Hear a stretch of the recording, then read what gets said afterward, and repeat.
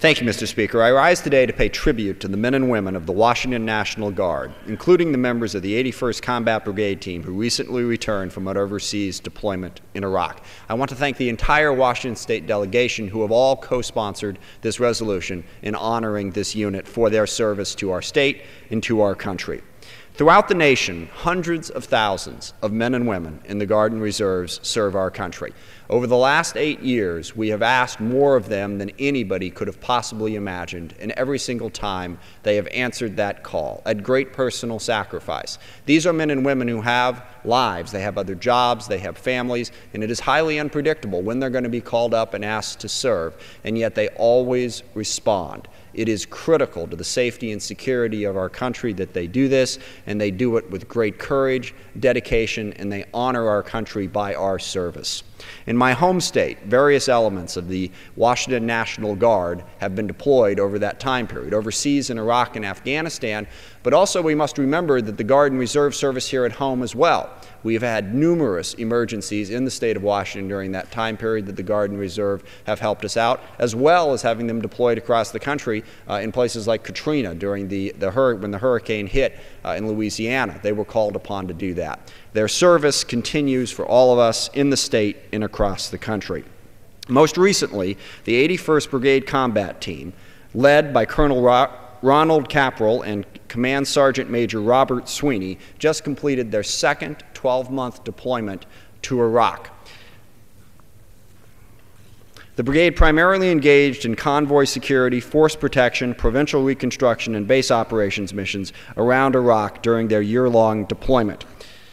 They made our state proud during this service, as they have during all of their previous deployments. And again, this is done at no small sacrifice, both by the individual members of our Army National Guard and also by their families who have to deal with the disruption. And one of the most important things that we can do in our state and across the country is always support the families when the men and women are deployed, to let them know that they are not alone in their service.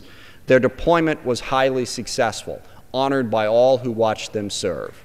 Tragically, one member of the team died during the course of their service. Specialist Samuel Stone of Port Orchard was killed on May 30th, 2009. We all honor his loss and his service, and I ask that we keep him and his family in our thoughts and prayers.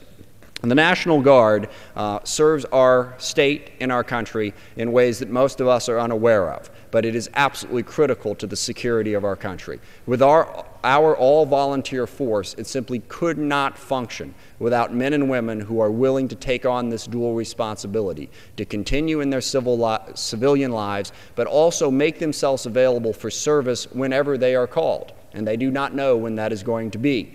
As I said, it can be from the governor in the state or across our country, or as has happened most recently, overseas deployments can come up when they are asked by our federal government to serve our nation. And yet they are always ready, and they always respond, and they have served our nation in a way that should make us all proud. We literally could not have the national security we have in this country without their willingness to serve. And I thank the 81st Combat Brigade team for their service on this most recent deployment, and all those in the Washington National Guard who have served and today stand ready to continue to serve. We honor their service, we thank them, and again I want to thank my colleagues in the Washington State delegation for unanimously signing on to this resolution honoring their service. And also we need to remember as we go forward on a number of policy areas the support that we need to show for the Guard and Reserve and for their families. Whether we're talking about dealing with their retirement issues, with the GI Bill, as Congressman Baird mentioned, the ability to retrain, give more service